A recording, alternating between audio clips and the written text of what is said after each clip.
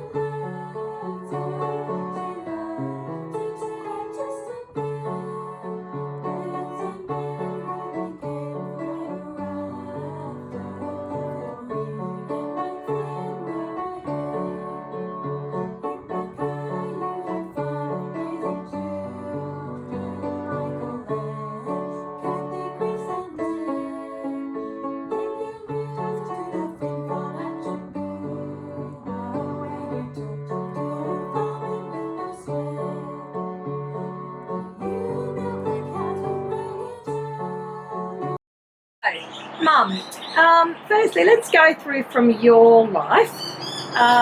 When were you born? Well, just before I start on when I was born, I'd like everyone to know that we are set up in the MGM studios in California. We have got just the greatest equipment here, all the lights, all the noise, and the latest in technology. And we've hired those birds. And the cars out in the street. So, now, what was the story you asked? When was I born? Can you start again? So anyway, Mum just told her a fantastic story and I just discovered the video wasn't on. Well, anyhow, all right. Kat didn't have the video going before, so by the time it's finished, I'll have forgotten when I was even born. I was born on the 26th of September 1939, the third daughter of Eva and Eva Dempsey. I was their smallest child, which was about 4 pounds 2 kilos, which today wasn't really big, but I've certainly grown past those 2 kilos today. Where were you actually born? At Swag, of course. We paid him a lot of money to be barking in the background of the bird. Mum, where were you actually born? In what hospital? I was born in what they call the Toowoomba Mother's Hospital. It was like the general hospital. I don't even think you might have had a private mother's hospital back in those days. And I imagine Poppa wasn't allowed at the birth at that point? Yeah, you were. It was very different to what it is today, of course. And you were kept in hospital for, I don't know if it was definitely a week, but it might have even been a fortnight, I'm not sure. And what was Poppa's job at that point? He was a railway worker. I think at that time he might have been a driver on the trains that used to go in and from Toowoomba out into the countryside and back, and he was on the railway all his whole working life. And I think Dad would have loved a little boy, but anyhow they got me. So, and I'm sure they were very happy. I heard you were a tomboy, Mum. So yes, I've been a bit of a tomboy, but I've had a very good life. All told, as I said, had good parents, and my father worked on the railway. My mother stayed at home. Okay, so you were born in Toowoomba. And you had 2 older sisters at that point. What's the age difference between you and your 2 older sisters, Auntie Brenda and Auntie Carmel? The oldest one, Auntie Carmel, is 6 years older than me, and then Auntie Brenda is 3 years older than me. I did also have a baby sister, 7 years younger than me, but she died at birth, and actually they tell me she was the biggest of Mama's children. So that was a very sad time for Mama actually named her, didn't she? Well, the doctor named her because in those days they liked Catholics to be always baptised, and the doctor was a Catholic, so baptised her and baptised her Mary.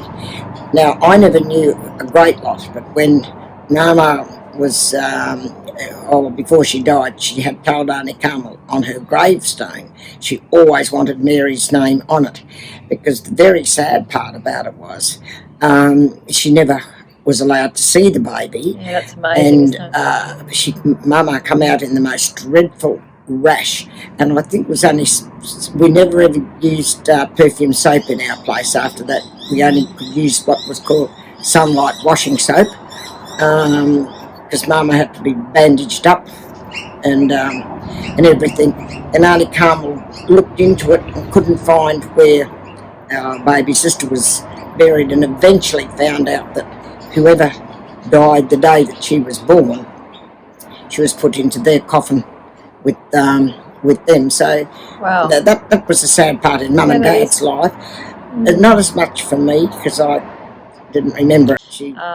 But I didn't realise she didn't name her, that the doctor named her. That's pretty amazing, isn't it? So Yeah. So Mum, tell us about your childhood in Toowoomba. Tell us all about what you remember about that. You know what I can remember, because we left. I was about 6 or so when I left Toowoomba, but we went to a little Catholic school in those days called Holy Angels Catholic School. I think it's a big school now. In those days, we'd sort of go on the bus, and Mum had some very good friends, Auntie Sadie and Uncle Tom Berkeley and their children. So once a week, I'd put him up on the lap. Okay. So we're just having a bit of an interval here because somebody is demanding to be videoed as well. So there we go. We now have Wags on our lap too.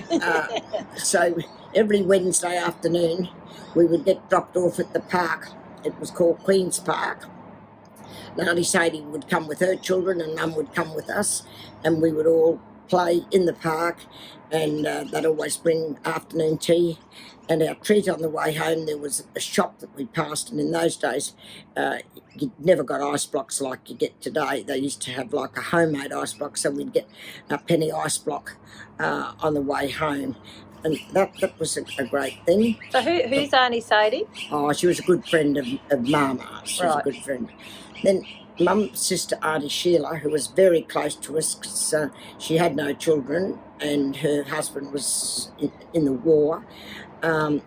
She was an Anglican, or Church of England. She was a lot younger than Mama, though. Yeah, she was 12 years younger than Mama.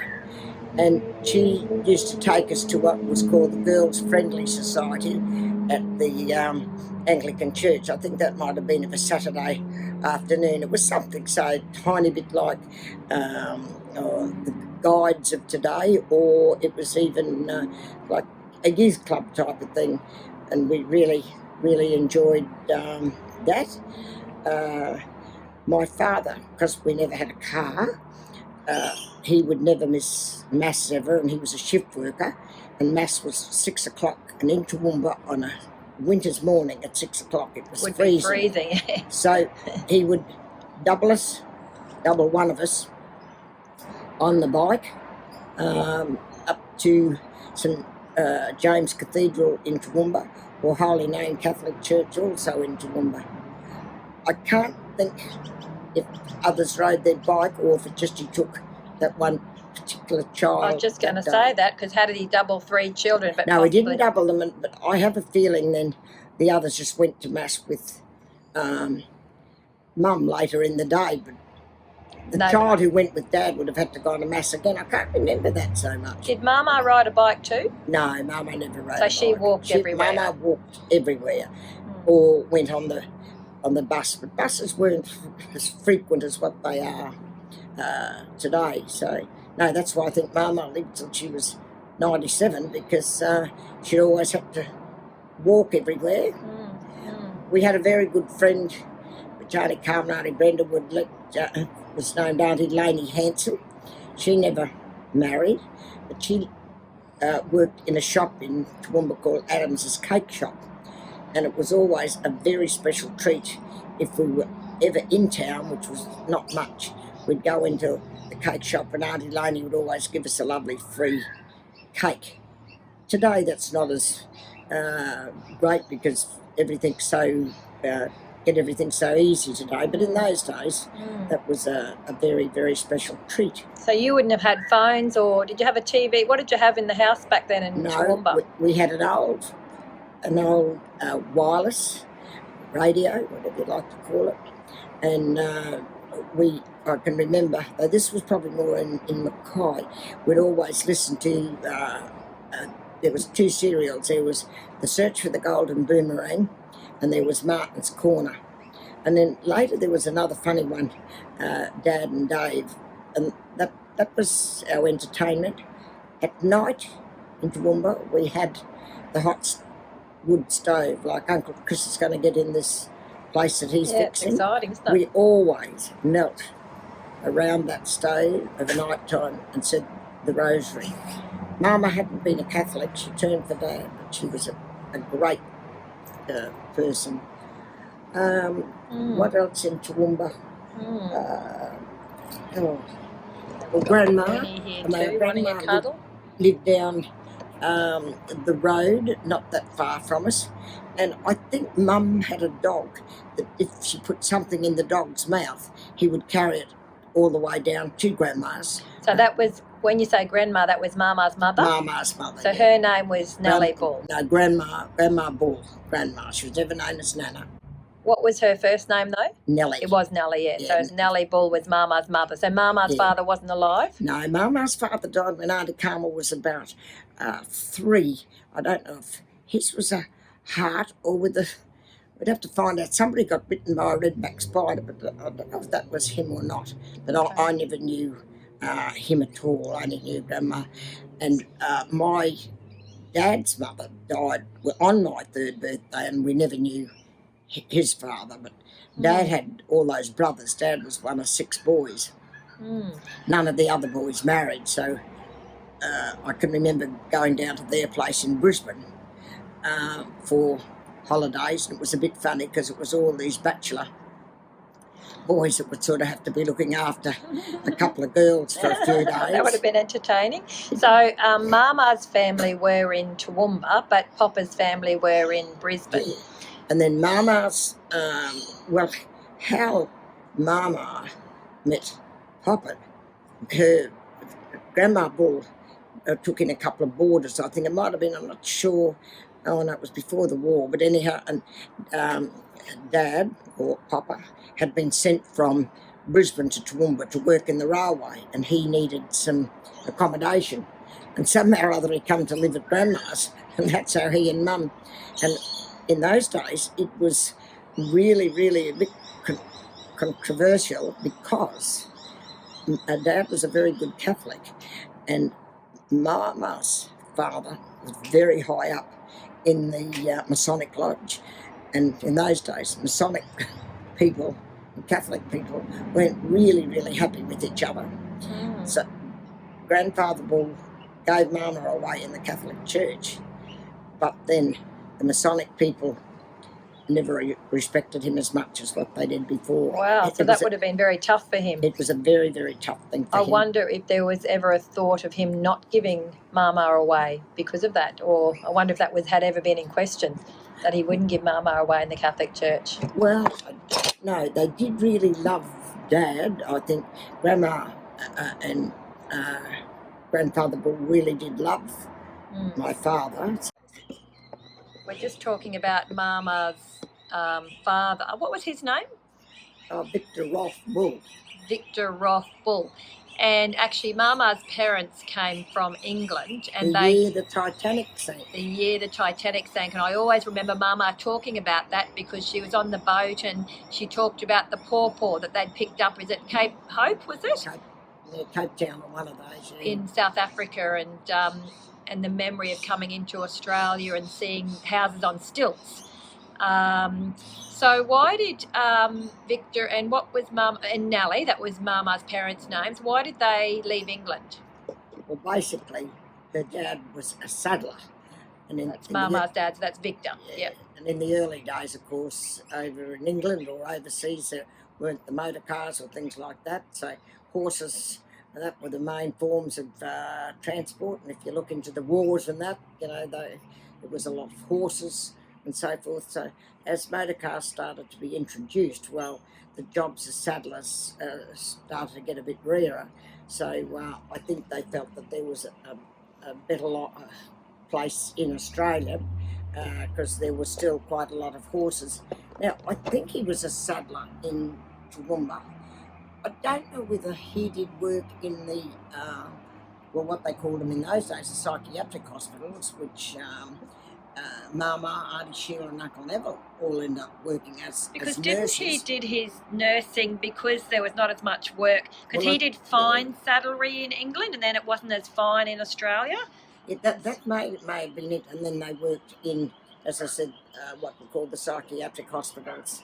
And he may have did his nursing. I'm not quite, Auntie Carmel would have to bring you up on that more than what I Okay, know. so then I guess then you were born in Toowoomba and Auntie Brenda and Auntie Carmel, and then you moved to Mackay. So how old were you? What year was that you moved to Mackay? Well, we moved to Mackay during 1947, partly. How old were you then? Well, I was about 8, I think. Yeah. Dad had got very bad with